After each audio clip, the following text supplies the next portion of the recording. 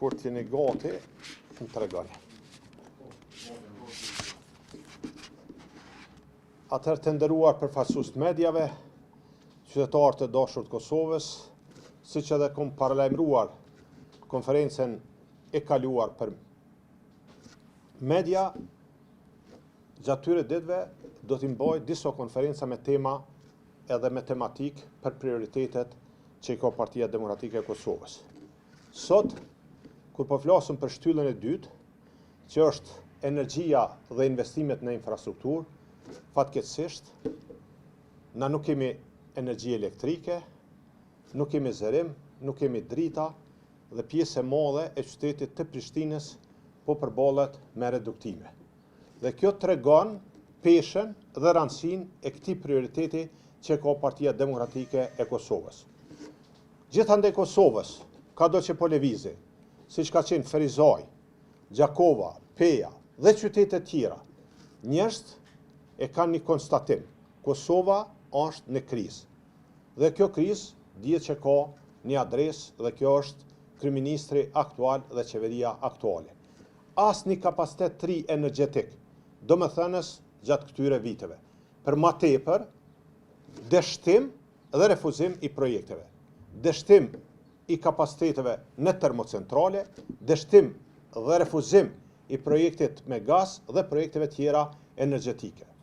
Për Partinë Demokratike të Kosovës, energjia do të thotë ekonomi, do të thotë siguri, do të thotë stabilitet makrofiskal.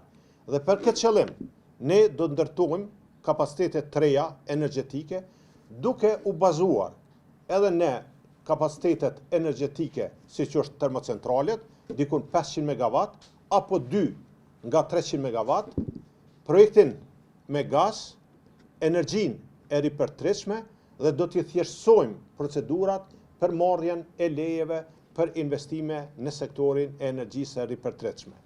Përveç kësaj, ka nevojë që të investohet edhe në miniera, për shkak se rrezikojmë që edhe kapacitetet ekzistuese të ngelin në mungesë të furnizimit me thëngjell. Dhe normalisht, modernizimi i Kosovës B dhe trajtimi i bllokeve të Kosovës A.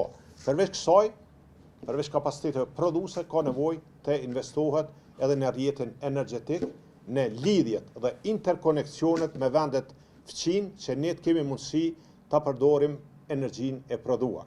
Përveç energjisë si sektor, ne kemi parapo edhe investime në infrastrukturën rrugore, përfundimin e projekteve siç janë autostrada Gjilanit, rruga Pejës, rruga Doc-Gjakov, rruga për Mitrovic dhe gjithsesi lidhjen e autostradave prej Banullës te Dulja me qëllim që të lehtësohet dhe të shkarkohet transporti, komunikacioni në Prishtinë, Fushë Kosovë dhe qytete tjera që të bëhet ndërlidhja e autostradës Arber Xhaferi me autostradën e kombit Ibrahim Rugova. Investimin Hekurudh, përfundimi i linjes hekurudhore prej Hanit të Lezit në drejtim të Lepusavicit, mirë po përveç binareve, që është e mirë, është e nevojshme, edhe pse ka shumë vonesa, do të thotë edhe elektrifikimi i hekurudhave dhe gjithsesi lidhja e Kosovës me hekurudha me portin e Durrësit, sepse ekonomia ka shumë të vështirë të operoj, kosto shumë e lartë pa pas lidhje hekurudhore me portin e Durrësit. Edhe investime të tjera që lidhen me infrastrukturën edhe rrugore edhe hekurudhore. Dhe gjithsesi investimet në digitalizimin dhe infrastrukturën digjitale të Kosovës, që Kosova jo vetëm të jetë në absorbuese, një konsumuese e shërbimeve digjitale, por realisht prodhoj edhe për të tjerë dhe të investoj edhe në këtë industri, për shkak se është një industri ku po krijon vendet punës dhe shumë të reja dhe të ri janë të punësura në këtë industri dhe realizojnë paga mjaft larta, po ky sektor don përkrahje, don subvencionim, don përkrahje direkte me grante dhe gjitha këto janë në programin tonë. Faleminderit shumë që ka pyetje. Faleminderit.